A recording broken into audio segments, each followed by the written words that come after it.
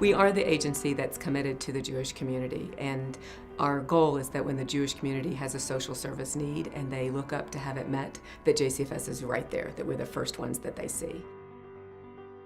We also need to be there as advocates and as the link between the community and the people who need the service. Regardless of who you are or what you need or what you think you need, you can walk through any door, and inside that door there is help. We look to serve people who are dealing with life transition issues, losing a loved one, dealing with a divorce, addiction. Then you look at mental health, intellectual and developmental disability, and basic human needs, supporting what the individual and by extension what the community needs. We're there saying, what do you need? How can we help? What can we teach you? We are encouraged to be creative and push the envelope in order to help parts of the community that have not received the help that they need. That's especially true in addiction. Something that considers the culture and the uniqueness of the Jewish community in responding to these incredible life challenges for the people and their families who are experiencing addiction. There's an amazing lack of understanding that a Jewish client may have different spiritual needs in recovery, in early treatment.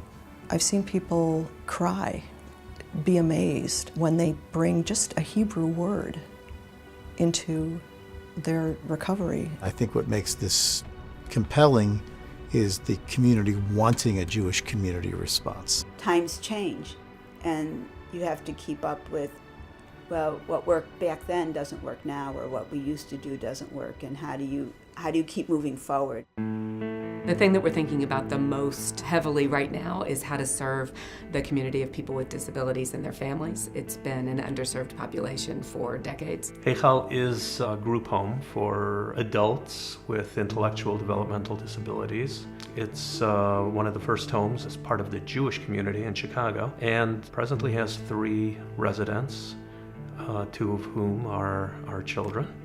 Always in the back of our minds was that they weren't going to grow out of their disability, but they were going to grow out of childhood. I think the biggest fear many parents have is isolation for their adult disabled children.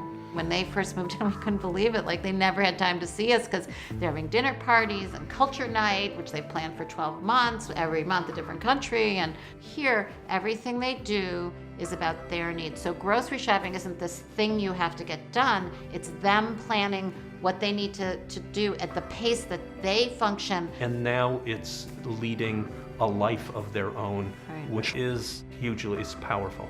We want to talk to each individual like Fry and Tamima and understand what makes them tick and develop a program of services that get them to as close as possible to their dreams. We're actually working with community to say, let's design it together. My prayer would be that all Jewish families of adults with disabilities would have the privilege of partnering with JCFS as we have and feeling that their children have a hopeful, secure future. Then we can all rest.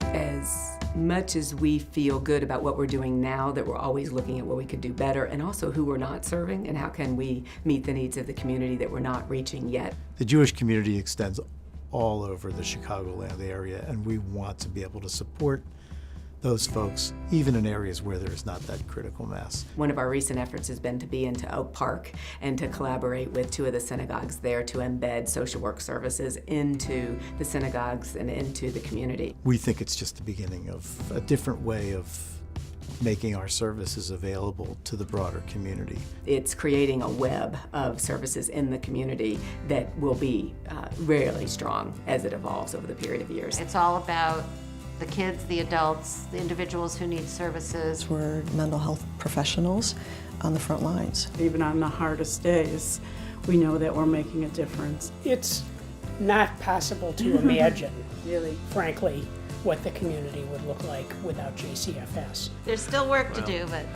Yeah, we can start reaching higher.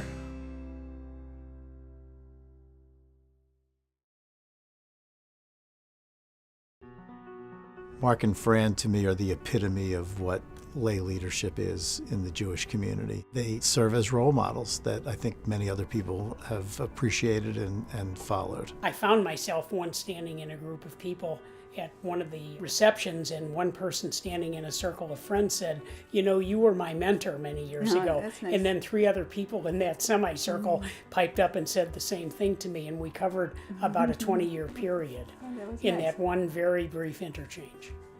That's what leadership means to me. Part of being a leader is getting other people to understand that they're leaders and take on that responsibility and step up. Leadership has meant drawing other people who would be interested into the agency and mentoring them. That's something that I've enjoyed doing for years and years and years. You can kind of breathe a sigh of relief knowing that the next group of people are there to kind of take over. Bill is the living example of what's possible, where one guy listening to what the needs were in the community and then making it happen. I think JCFS meets pretty much a lot of the same goals and missions that we have at Ronald McDonald House. Our philosophies are pretty much the same. Our goals and missions are the same, helping children, helping families in need. And it's an organization that wants to give back also and sees that other people who are not as well off as they are and have some need, they're there to help. Bill's example was one that we saw a great opportunity to shine a light on and bring back and relate to what we do at JCFS. I feel very, very honored to be the recipient of this award. I really appreciate it.